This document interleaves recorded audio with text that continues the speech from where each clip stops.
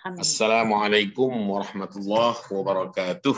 Waalaikumsalam warahmatullahi wabarakatuh.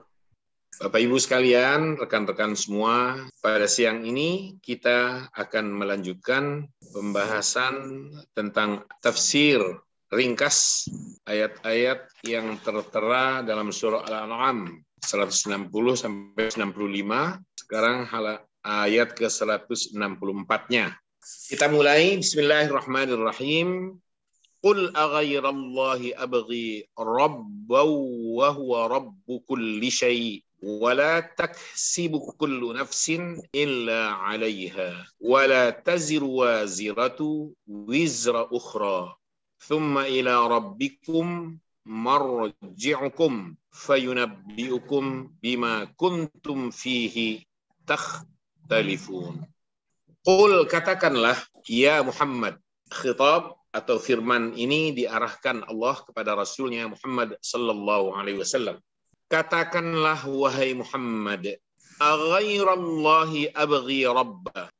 Maksudnya, a'atlubu rabban ghairallahi ta'ala. Apakah aku akan mencari Tuhan selain Allah subhanahu wa ta'ala. Abghi itu atlubu, artinya mencari. Ghairallah artinya selain Allah. Apakah saya harus mencari Tuhan selain Allah? Atlubu rabban ghairallahi ta'ala. Apakah saya akan mencari Tuhan selain Allah Ta'ala? Wa hadza taqrir. Ini adalah penetapan dari Rasulullah, dari Allah Ta'ala untuk Rasulnya, bahwa nggak ada Tuhan yang harus disembah. Tidak ada yang pantas dipertuhan selain Allah saja. Di sini letak takrirnya. Wa taubih lil kuffar, dengan pertanyaan apakah saya harus mencari Tuhan selain Allah? Nah, pertanyaan ini taubih lil kuffar, pernyataan buruk bagi orang-orang kafir yang mencari Tuhan selain Allah Subhanahu wa taala atau yang mempertuhan selain Allah Subhanahu wa taala. Di sini pernyataan buruknya, karena mereka orang-orang kafir sudah pasti bertuhankan selain Allah. Sedang Muhammad Rasulullah dan umatnya bertuhankan Allah Subhanahu wa ta'ala. Sehingga Allah ajari Rasulnya dengan pertanyaan, kemukakan pertanyaan ini ya Muhammad kepada orang-orang kafir itu. Apakah saya harus mencari Tuhan selain Allah? Dengan dalam pertanyaan ini, dua sisi sekaligus. Sekaligus penetapan dari Rasul, dari Allah kepada Rasulnya, dan Rasul kepada umatnya bahwa hanya Allah Tuhan itu, jangan cari yang lain. Yang kedua, pernyataan buruk bagi orang-orang kafir, taubih, itu artinya pernyataan buruk, karena mereka menjadikan selain Allah sebagai Tuhan. Apapun itu, tapi Tuhan yang hak, yang benar, yang layak, yang pantas untuk disembah itu hanya Allah, nggak boleh yang lain. Di sini peran kalimat tauhid hadir di sini. Tidak ada Tuhan yang pantas, patut, wajar, hak untuk disembah selain Allah saja, lain tidak. Tapi orang kafir terlanjur untuk menjadikan selain Allah sebagai Tuhan. Ada di antara mereka yang menolak Allah sebagai Tuhan, lalu menjadikan makhluk sebagai Tuhan. Ada yang mencampur adukan, selain Allah diakui mereka sebagai Tuhan, diakuinya juga selain Allah di kalangan makhluk juga Tuhan pendamping Allah. La haula wala quwata illa billah. Dalam agama diistilahkan dengan musyrik. Kalau menolak Allah sebagai Tuhan, namanya kafir. Menutup diri, menutup hati mereka dari ketuhanan Allah. Mereka nggak percaya. Jika Allah tidak dipercaya, apalagi Rasulnya Muhammad SAW. Jika Muhammad Rasulullah dan Allah Subhanahu wa ta'ala sudah tidak diimaninya, apalagi kitab yang diturunkannya. Konsekuensi logis sudah itu. Satu paket. Allah nggak diyakini adanya, tidak diimani kebenarannya, adanya, keesaannya. Mereka otomatis menolak apa yang diturunkan Allah, yaitu Al-Quran. Jika Al-Quran ditolak, maka yang menyambutnya dan yang menyandang kerasulan, yang dipilih oleh Allah sebagai Rasulnya, udah pasti ditolak juga oleh mereka. Satu paket. Nah, di sini dinyatakan tindakan kalian, wahai orang-orang kafir, itu adalah tindakan yang buruk. Pilihan kalian menjadikan selain Allah sebagai Tuhan, itu juga pilihan yang buruk, yang salah. Kenapa Allah perintahkan agar supaya menyampaikan ini ke hadapan orang-orang kafir kala itu? Wasababu dzalika, sebabnya adalah annahum, karena mereka orang-orang kafir itu da'auhu, mengajak Muhammad, mempengaruhi Rasul ila ibadati alihatihim, untuk menyembah Tuhan-Tuhan mereka. Alihah kan jamak dari ilah. Dalam sejarah disebutkan segala cara ditempuh oleh mereka untuk menggoyah Muhammad Rasulullah dan umat yang setia kepada beliau pada masa itu dikala turunnya Al-Quran, dari keyakinan ketauhidan menuju paham, aliran, kepercayaan, keyakinan mereka kalangan kafir Quraisy masa itu. Sampai-sampai bahkan petinggi-petinggi kafir datang menemui Muhammad Rasulullah SAW dan menawarkan solusi, tanda kutip, kompromi lah, mengajak Muhammad Rasulullah berkompromi. Apa yang ditawarkan mereka? Muhammad, supaya terjadi harmoni sosial, nah, kira-kira gitu ya, supaya ada keterjalinan, nggak saling curiga, tidak saling membenci dan memusuhi di antara kita satu sama lainnya. Bagaimana kalau kita berunding aja ya Muhammad? Bagaimana kalau bergantian? Kali ini atau bulan ini atau pekan ini kami menyembah Tuhan kamu. Nanti pekan berikutnya kalian atau kamu Muhammad dan orang-orang yang sejalan dengan kamu giliran menyembah Tuhan kami. Jadi kita damai Muhammad. Begitu penawarannya. Belum lagi Muhammad Rasulullah memberikan jawaban, turun firman Allah, qul ya ayyuhal kafirun la a'budu ma ta'budun wala antum 'abiduna ma a'bud wala ana 'abidum ma 'abadtum wala antum 'abiduna ma a'bud lakum dinukum waliyadin. Nah, itu sebab nuzulnya, itu yang melatar belakang. Jadi ada sekelompok petinggi-petinggi kafir Quraisy datang menawarkan solusi agar damai, gitu loh. Turun Allah menegaskan, katakan, jawab Muhammad, kata Allah di depan mereka saat ini, jawab, ya ayyuhal kafirun, wahai orang-orang kafir, la a'budu ma ta'budun, aku tidak menyembah apa yang kalian sembah, wala antum 'abiduna ma a'bud, dan kalian bukan juga penyembah apa yang aku sembah, wala ana 'abidum ma 'abadtum, dan aku bukan penyembah Tuhan yang kalian sembah, wala antum 'abiduna ma a'bud, dan kalian bukan juga penyembah Tuhan yang kusembah, lakum dinukum, untuk kalian, bagi kalian agama dan keyakinan kalian, waliyadin, dan untukku agamaku, udah nggak boleh campur baur begitu. Begitu jawaban langit, Allah Ta'ala membimbing Rasulnya untuk menolak penawaran. Itu dulu itu. Nah di sini Rasulullah dibimbing oleh Allah Ta'ala. Katakan Muhammad kepada orang-orang kafir itu, apakah saya mesti mencari Tuhan selain Allah? Emang saya harus seperti kalian? Gitu loh. Udah jalan sendiri-sendiri aja. Wa huwa rabbu kulli syai'. Walhal, padahal huwa, Allah itu, khaliqun, adalah pencipta, wa maliku kulli syai', dan pemilik segala sesuatu.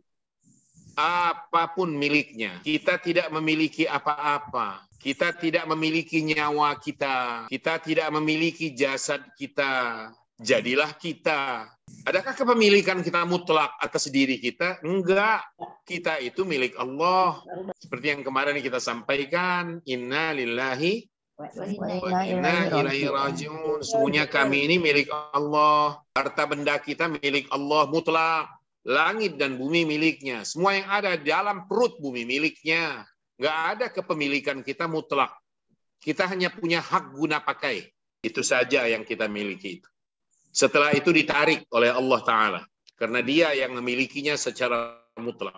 Untuk melihat lebih dekat lagi, perhatikan, cermati kondisi seseorang, kita bahkan ketika dulu lahir dari rahim bunda. Begitu lahir, punya apa kita? Bahkan begitu lahir, nama pun belum punya, belum disematkan. Nggak punya apa-apa. Nah, lalu atas izin Allah, kita tumbuh, berkembang, hingga Allah titipkan banyak hal. Semua itu miliknya, bukan milik kita. Maka maha benar Allah dengan firman-Nya ini. Wa huwa rabbu kulli syai', padahal dia adalah pencipta dan pemilik segala sesuatu. Fakaifa yaliqu, lalu bagaimana pantas, yaliq itu pantas, bagaimana wajar, an attakhidha ilahan ghairallah, bagaimana wajar, bagaimana pantas saya menjadikan Tuhan selain Allah atau mempertuhan yang lain selain Allah. Tidak hak, tidak layak, tidak benar bahkan. Selanjutnya, wala taksibu kullu nafsin illa 'alaiha. Ai la takunu jinayatun nafsi minan nufus illa 'alaiha. Jinayah itu artinya adalah pelanggaran yang sifatnya berat. Dosa di sini maksudnya ya, perbuatan dosa. Jinayah itu sendiri artinya adalah tindakan pidana yang ada sanksi hukumnya, pelanggaran berat jinayah itu. Terus apa yang dimaksud kalimat wala taksibu kullu nafsin illa 'alaiha?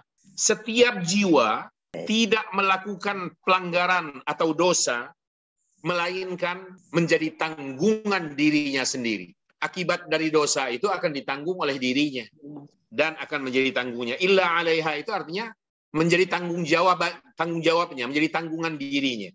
La takunu jinayatun nafsi minan nufus. Tidak ada pelanggaran yang dilakukan oleh manusia, oleh jiwa, melainkan menjadi tanggungan dirinya sendiri. Wala taziru waziratu wizra ukhra.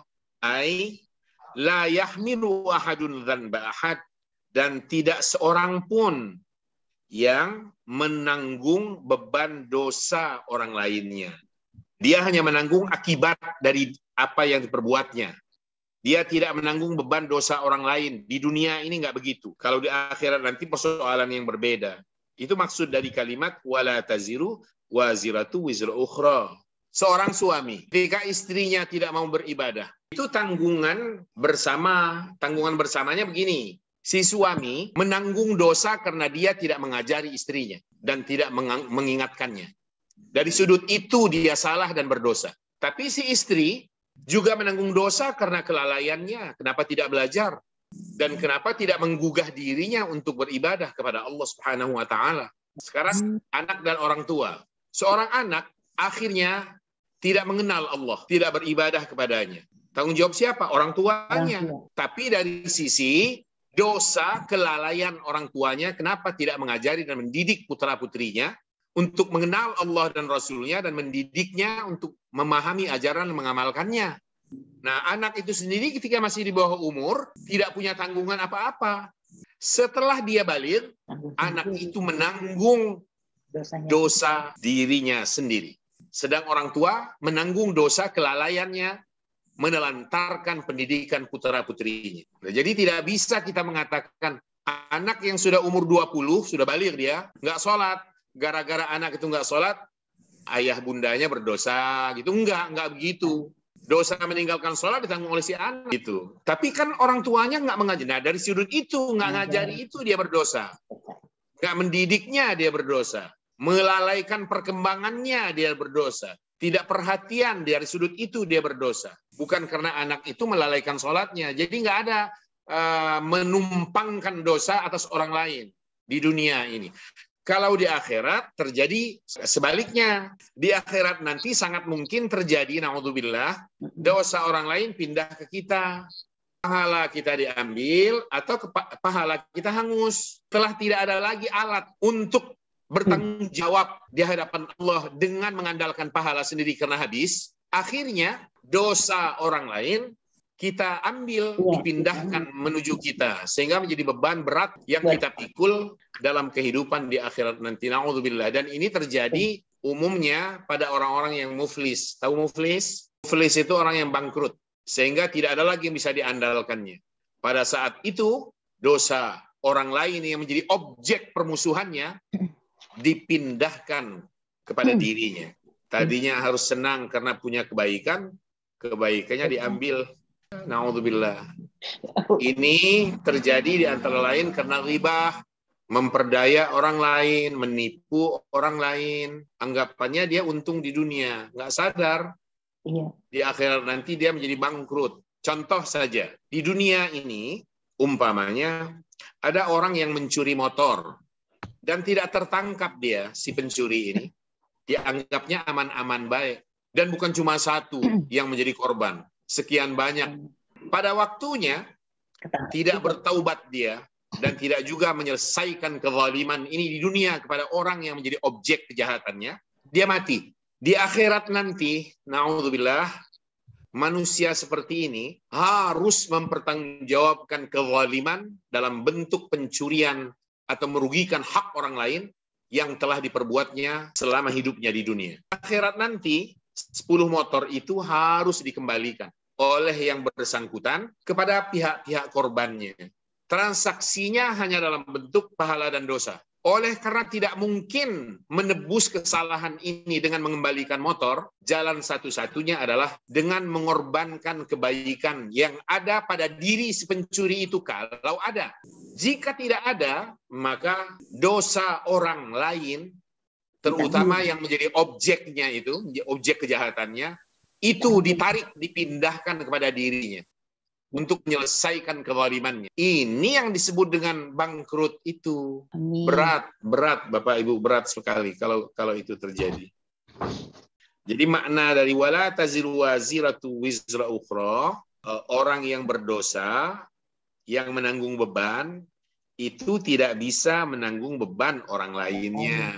Taziru wazirah. Wazirah itu yang orang yang menanggung beban berat gitu ya. La taziru wazirah, itu tidak bisa menanggung dosa orang lain. Wizr, beban orang lain nggak bisa ditanggung oleh dirinya. Dirinya aja udah berat, bagaimana menanggung beban berat orang lain? Saya tanya, kata wizr itu kan artinya dosa, beban. Apa arti wazir? Wazir itu menteri. Menteri agama, wazirul syu'un ad-diniyah. Menteri perhubungan, wazirul muwasalah. Menteri dalam negeri, wazirul dakhiliyah. Perdana Menteri, Raisul Wuzara. Wuzaranya jamak dari wazir. Nah, maksud kita, kenapa bicara wazir begini? Nah, kata wazir yang diterjemahkan dengan menteri barusan ini, itu dikatakan wazir karena dia menanggung wizr, menanggung beban berat, memikul amanah. Ustadz, boleh nanya Ustadz, kalau suuzon itu termasuknya? Berburuk sangka kepada orang lain itu tidak masuk ke dalam kelompok ghibah. Bahwa buruk sangka berdosa, iya. Tapi kalau sangkaan yang buruk tadi itu dibicarakannya, disusun kalimat-kalimat, nah saat itu dia sudah menjadi ghibah itu. Jika benar, jika tidak dia menjadi berdusta. Jadi su'ul dhanni bisa berubah menjadi dusta, bisa berubah menjadi ghibah. Dustanya bisa dikatakan fitnah ya Pak Ustadz? Ya, fitnah bahasa Indonesia tapi. Bukan fitnah bahasa Arab, bukan bahasa Al-Quran. Beda loh. Kata fitnah bahasa Indonesia itu lain dengan fitnah bahasa Al-Quran. Fitnah dalam bahasa Al-Quran itu bisa beragam arti. Bisa diartikan siksa. Siksa yang hebat itu fitnah namanya. Maka di akhirat nanti terhadap ahli neraka, Allah firmankan, Dzuqu fitnatakum, rasakan siksa kalian. Hadzal ladzi kuntum tu'adun.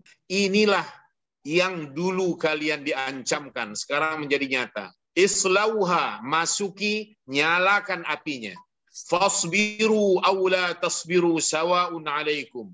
Kalian mau bersabar di dalam neraka, dalam siksa ini, atau kalian nggak sabar, nggak kuat lagi, udah nggak ada jalan lagi. Kalian hanya akan dibalas sesuai dengan apa yang dulu kalian perbuat dalam hidup kalian di dunia. Jadi fitnah bisa diartikan siksa. Fitnah dalam bahasa Al-Quran juga bisa diartikan ujian atau cobaan.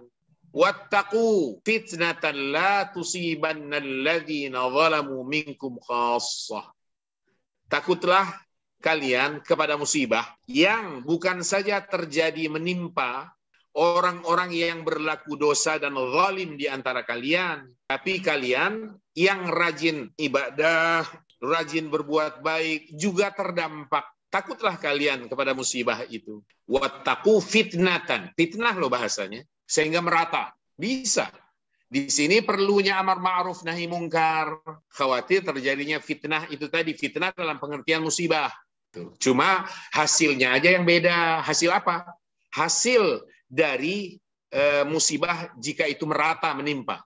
Musibah yang menimpa orang-orang yang jahat, pelaku-pelaku dosa, akibat ulah mereka musibah terjadi, lalu membawa kematian mereka. Mati dalam maksiat. Sementara orang-orang baik yang terdampak, jika akhirnya berakibat kematian orang-orang baik ini, insya Allah nilai kematian mereka bernilai syahid. Cuma harus hati-hati. Jangan karena syahid begitu terus kita tidak beramar ma'ruf nahi mungkar dan membiarkan maksiat lalu lalang begitu aja dengan alasan nggak apa-apa lah biar musibah pun menimpa, kita kan matinya mati syahid. Nggak gitu. Harus berikhtiar. Amar ma'ruf nahi mungkar itu harus diposisikan di awal. Bukan mati syahidnya yang dicari. Berjuang dulu, berikhtiar dulu, bergerak dulu, lakukan perubahan menuju terbaik. Itu arti fitnah. Ada kan ayat Quran yang menunjukkan bahwa anak-anak itu merupakan fitnah. Itu berarti ujian. Makna ketiga fitnah dalam bahasa Al-Quran adalah ujian. Allah hendak menguji kita dengan harta yang dititipkannya. Allah hendak menguji kita dengan anak keturunan yang dititipkannya. Dan ujiannya itu adalah anak-anak kita sendiri. Harta yang dititipkan itu mata ujiannya. Kalau sudah ikhtiar, hasilnya apa? Baru serahkan kepada Allah. Namanya kita bertawakal setelah lebih dahulu berusaha dan berdoa. Dua ini harus bergabung, usaha dan ikhtiar dan doanya harus nyatu. Maka sebenarnya Islam sangat tidak menganjurkan untuk berhutang itu. Islam membimbing kita jangan mudah-mudah berhutang, baik hutang itu dengan sesama manusia maupun hutang kepada Allah. Hutang kepada Allah. Contoh nazar. Dikira bernazar itu bagus? Enggak bagus. Maka kalau begitu, ketika kita bernazar, mestinya terbuka. Sampaikan kepada keluarga. Itu bukan sunnah lagi, sudah wajib. Karena nilainya nazar. Keluarga mesti tahu. Karena kita nggak mengerti apa yang bakal terjadi menimpa diri kita hari demi harinya. Nah, hutang kepada Allah lebih hak untuk diselesaikan. Dulu kan pernah terjadi di zaman Rasulullah SAW. Seseorang lah datang menemui Muhammad Rasulullah menyampaikan, ya Rasul, ibu saya pernah beberapa waktu yang lalu bernazar untuk menunaikan ibadah haji. Tiba masanya untuk berhaji, beliau sudah meninggal dunia. Padahal itu nazar ya Rasul. Nah, sekalian bertanya yang bersangkutan ini, apakah aku harus menghajikan atas nama beliau, almarhumah? Apa jawab Rasulullah? Saya balik nanya nih, kata Rasul. Seandainya mama kamu punya hutang dengan sesama, dengan tetangga, atau dengan siapa, apakah kamu sebagai anaknya dan kamu tahu harus menyelesaikan hutang itu? Oh iya ya Rasul, iya dong. Saya harus menyelesaikannya. Nah, kata Rasul, fadainullahi ahaqqu bil qada.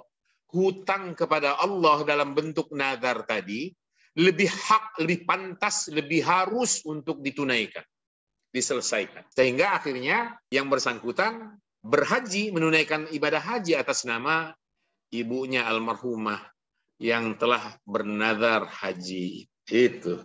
Fitnah menurut biasa Indonesianya apa tuh, Ustaz? Kalau bahasa Indonesia seperti biasa, lu jangan fitnah begitu dong.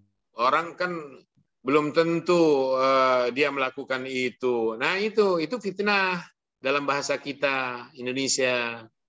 Akhirnya diseret-seret ayat Allah. Fitnah itu lebih kejam daripada pembunuhan. Yang enggak ke situ larinya. Fitnah di sini adalah kekafiran atau kemusyrikan itu sendiri. Lebih kejam memang daripada pembunuhan itu. Karena enggak memahami maknanya. Selanjutnya, thumma ila rabbikum marji'ukum yaumal qiyamah. Kemudian hanya kepada Tuhan kalian tempat kembali kalian nanti. Kapan? Yaumal qiyamah, pada hari kiamat. Kapan kiamat? Pada saat kita meninggal dunia. Itulah hari kiamat kita namanya. Sifatnya individu, orang perorangan, tidak kolektif, dan tidak dalam bentuk kehancuran semesta. Jadi wafat seseorang itu adalah kiamat bagi dirinya. Maka Rasulullah dalam salah satu sabdanya menegaskan, al-qabru, kuburan itu, awwalu manazilil akhirah. Apa maksudnya? Kuburan itu adalah persinggahan awal dari kehidupan akhirat itu sendiri. Jadi sudah di akhirat dia, tapi masih di awal. Masih ada tahapan, etape berikutnya masih harus ia jalani. Masih harus menunggu. Tapi ia sudah memasuki gerbang wilayah kehidupan akhirat. Sebuah kehidupan yang sistem hidupnya sangat berbeda dengan sistem kehidupan duniawi. Kalau di dunia orientasinya adalah fisik agar ruh ini senang, di alam itu nanti orientasinya adalah ruh agar fisik ini senang. Maksudnya gini loh. Di dunia ini, supaya roh kita senang, senangkan fisik. Bersih badan, sehat, segar, bugar, rumah layak huni. Iya.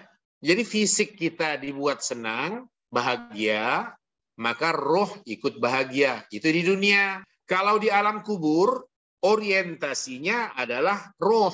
Nyawa, roh, dibuat senang. Senangkan dia, bahagiakan. Maka fisik ikut. Karena yang menjadi imam untuk pribadi kita masing-masing di dunia ini, di dunia loh ya, itu fisik. Roh makmum. Di alam kubur, roh yang menjadi imam istilahnya, fisik kita yang ikut.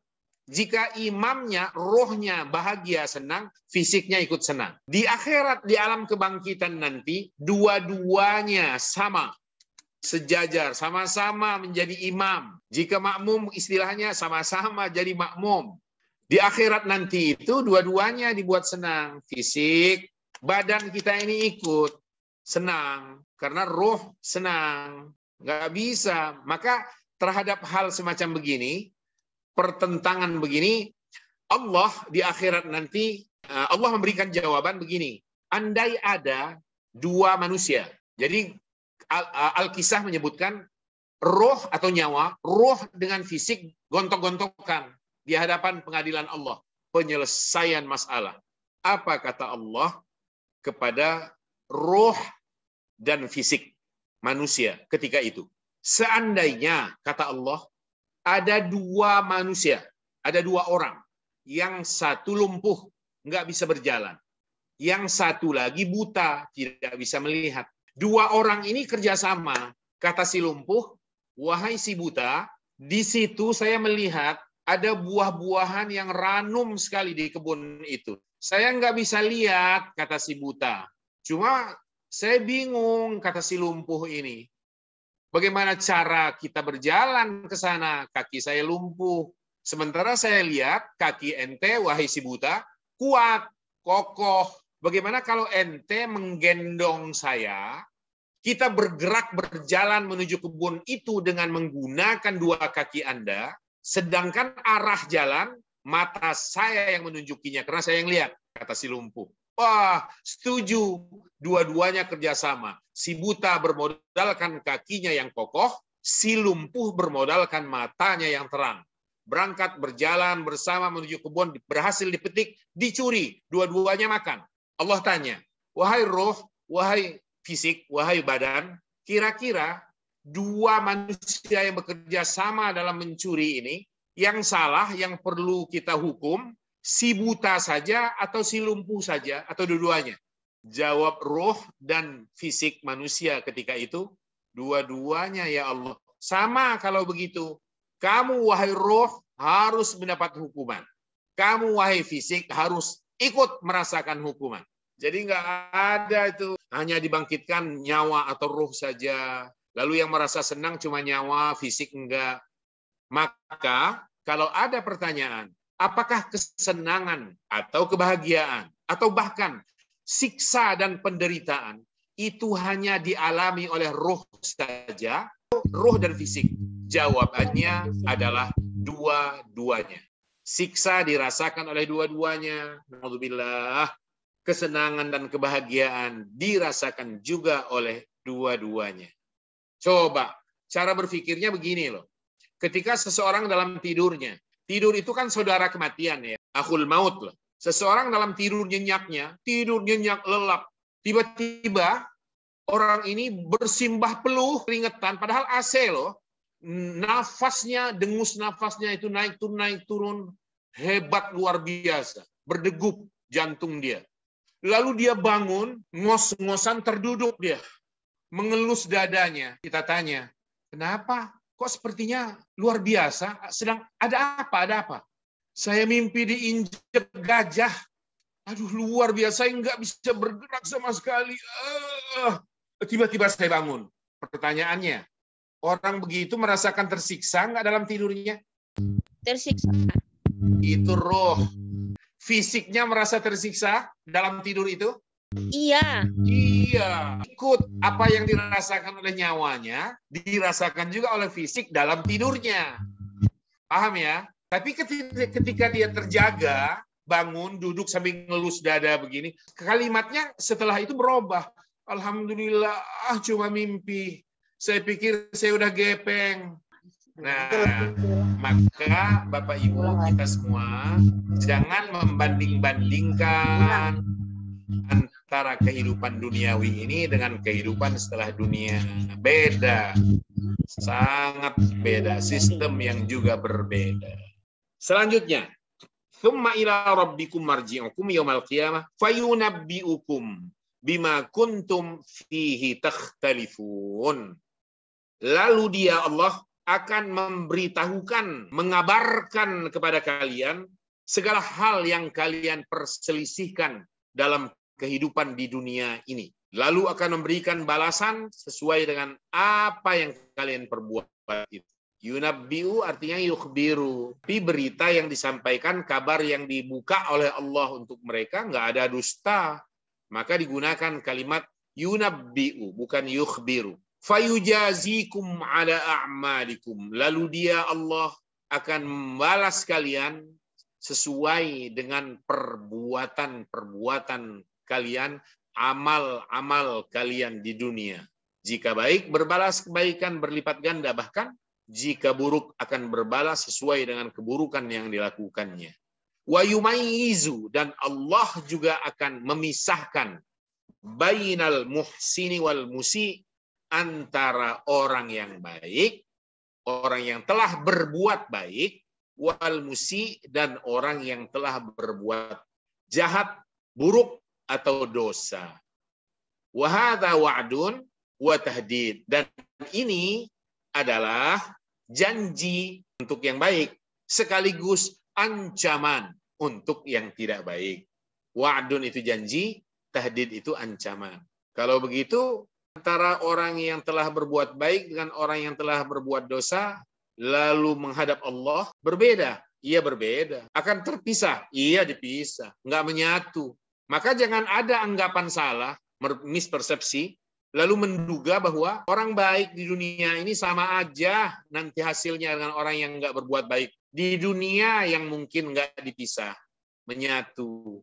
Dalam satu ruangan, duduk bersama, senda gurau bersama, tawaria bersama, makan-makan bersama, nyampur. Di dunia masih nyampur. Di akhirat dipisah atau nyampur? Bisa.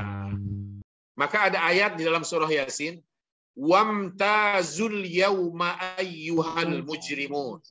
Berpisahlah kalian pada hari ini, wahai para pelaku dosa. Jangan nyampur dengan hamba-hambaku yang baik, kata Allah. Nggak boleh. Wajah kalian aja udah beda dengan hamba-hambaku yang baik, yang taat ini. Wajah kalian kelam. Wajah mereka ini berseri-seri. Kalian karena berwajah kelam, tempat kalian nanti tempat yang kelam. Subhanallah. Allah marzuqnal jannah bighairi hisab. Anugerahkan kepada kami surgamu ya Allah. Amin. Wa adkhilnal jannata wajma'na fi a'la firdausi minal jannah ma'an nabiyyin was-siddiqin wasyuhada was-salihin wa hasuna ulaika rafiq. Ampun kami, gabungkan kami bersama teman-teman kami, murid-murid Amin. kami, guru-guru kami, Amin. keluarga kami tercinta, tersayang, ayah bunda kami, kakek nenek kami. Satukan ya Rabb Amin. dalam surga bersama para nabi dan rasulmu. Amin. Bersama Ya Rabb. para hambamu yang siddiqah, Alamin. bersama para hambamu yang syahidah, bersama Amin. para hambamu yang salih. Berat ya Rabb, kami nggak sanggup ada di neraka-Mu.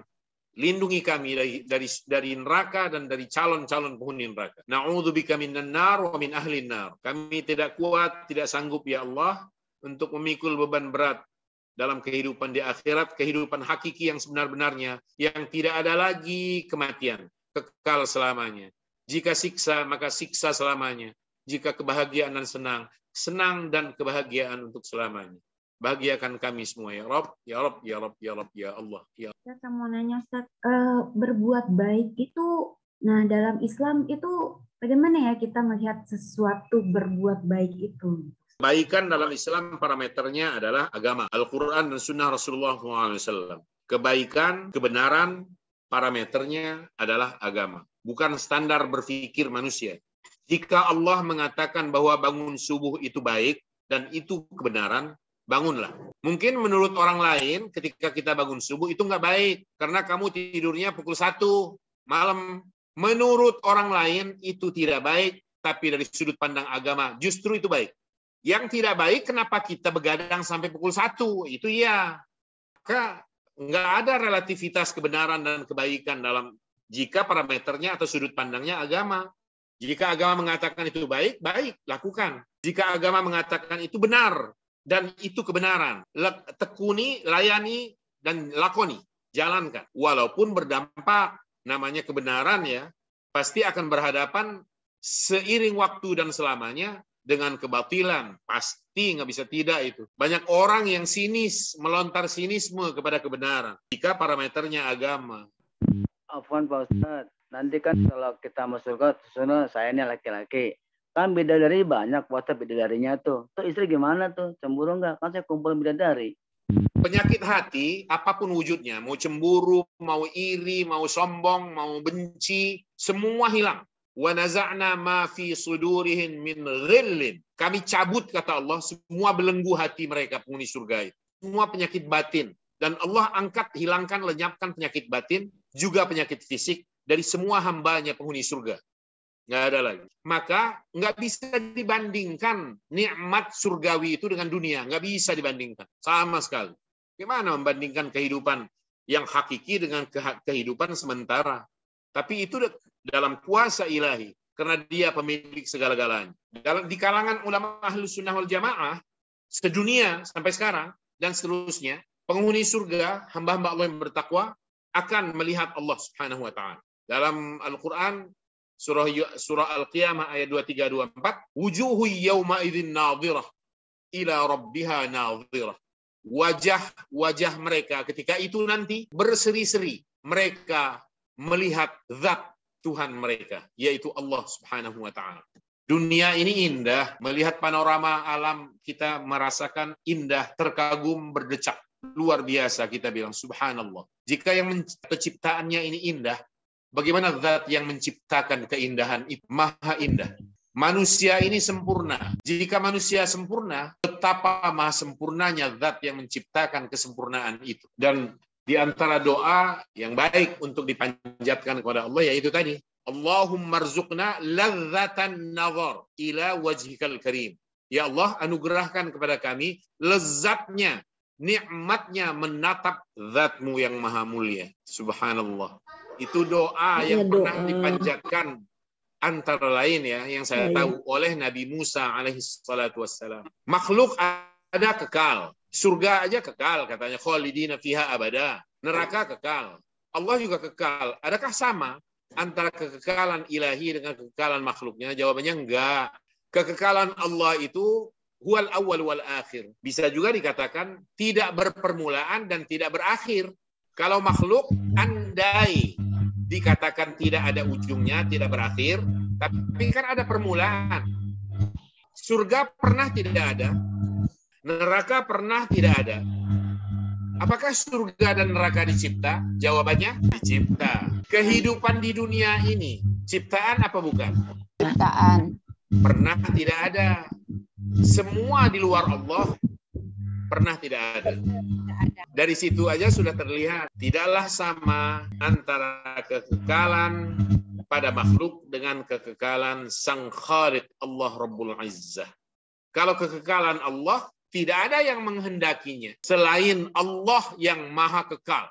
Terakhir kita lihat, wa huwallazi ja'alakum khalaifal ard. Dialah Allah yang telah menjadikan kalian khalifah bumi atau pengganti generasi sebelumnya. Dialah yang telah menjadikan kalian sebagai generasi yang meneruskan generasi yang terdahulu atau sebelumnya. Ai ja'alakum khalafan lil umamil madiyah wal qurunis salifah. Telah menjadikan kalian khalafan, itu artinya pengganti atau generasi baru yang menggantikan umat-umat terdahulu yang lalu, wal qurunis salifah, dan generasi-generasi silam. As-salifah adalah yang silam. Yakhlufu ba'dukum ba'da.